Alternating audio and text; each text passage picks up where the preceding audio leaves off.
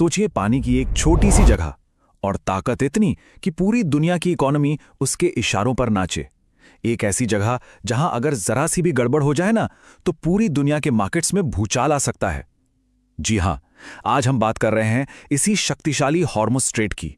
तो चलिए इसकी गहराइयों में उतरते हैं और इसे जानते हैं क्या कहते हैं? दुनिया की तेल की नस।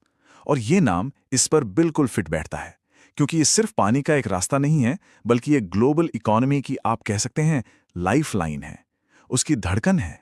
तो चलिए इसी एनर्जी वेन को थोड़ा और खंगालते हैं। आखिर ऐसा क्या है इसमें जो ये ग्लोबल एनर्जी सिक्योरिटी के लिए इतनी इतनी ज्यादा जरूरी बन जाती है? लेकिन सबसे पहला और सबसे बेसिक सवाल, आखिर ये है कहां? मैप पर ये अहम जगह आती कहां है? तो हॉर्मुज़ स्ट्रेट आसान भाषा में पानी का एक बहुत पतला सा रास्ता है। इसका मुख्य काम क्या है? ये पर्शियन गल्फ को गल्फ ऑफ ओमान से जोड़ता है और फिर आगे जाके अरेबियन सी से। और इसकी जो जियोपॉलिटिकल पोजीशन है ना, वो इसे और भी इंटरेस्टिंग बना देती है। ये सिर्फ दो बड़े समुद्रों को जोड़ता ही नहीं है, बल्कि एक तरह से बॉर्डर भी बनाता है। इसके नॉर्थ में है ईरान और साउथ में ओमान और यूएई जैसे देश। अब आते हैं नंबर्स पर, वो आंकड़े जो इस जगह को इतना जरूरी बनाते हैं। सवाल यह है कि कितना तेल, कितनी गैस यहां से गुजरती है।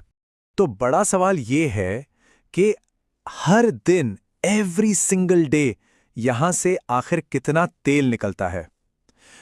इसका अंदाजा लगाना भी थोड़ा मुश्किल है। जवाब है 20 मिलियन बैरल, यानी 2 करोड़ बैरल तेल हर दिन, रोज। ये फिगर अपने आप में ही शॉकिंग है ना? इससे पता चलता है कि कितनी ज्यादा एनर्जी इस एक रास्ते से फ्लो करती है। लेकिन इस 2 करोड़ बैरल का असली मतलब क्या है? इसको पर्सपेक्टिव में रखते हैं। इसका मतलब ये है कि पूरी दुनिया में जितना भी तेल एक दिन में इस्तेमाल होता है, उसका लगभग 21% यानी 5वां हिस्सा सिर्फ और सिर्फ इस एक पतले से रास्ते से होकर जाता है। और बात सिर्फ तेल तक ही सीमित नहीं है। यहां से लिक्विफाइड नेचुरल गैस यानी एलएनजी भी बहुत बड़ी मात्रा में गुजरती है। ये भी एक मेजर एनर्जी सोर्स है। बेसिकली नेचुरल गैस को ठंडा करके लिक्विड बना देते हैं ताकि उसे बड़े बड़े जहाजों में आसानी से ट्रांसपोर्ट किया जा सके। तो अब सोचिए, जब दुनिया की एनर्जी सप्लाई का इतना बड़ा हिस्सा एक इतने छोटे से रास्ते पर डिपेंडेंट हो तो क्या होगा? यहीं से इसका सबसे बड़ा पहलू सामने आता है और वो है रिस्क। इसकी स्ट्रैटेजिक इंपॉर्टेंस के कई कारण हैं। पहला, ये पर्शियन गल्फ से समंदर में निकलने का इकलौता रास्ता है। दूसरा, ईरान, सऊदी अरब, इराक, कतर जैसे बड़े तेल प्रोड्यूसर्स के लिए ये मेन हाईवे है। और तीसरा, जैसा कि हमने देखा, ये इतना पतला है, इतना नैरो है कि इस पर कंट्रोल करना आसान हो जाता है। और ये कितना नैरो है? अपने सबसे पतले पॉइंट पर जहां से जहाज आते जाते हैं, वो रास्ता सिर्फ 33 से 39 किलोमीटर चौड़ा है बस। और यही चीज इसे एक नेचुरल चोक पॉइंट बना देती है। मतलब एक ऐसी जगह जहां ट्रैफिक को रोकना या डिस्टर्ब करना बहुत आसान है। चलिए अब इस जियोग्राफी और स्ट्रैटेजी से आगे बढ़कर देखते हैं कि इसका सीधा सीधा असर पूरी दुनिया की इकोनॉमी पर कैसे पड़ता है।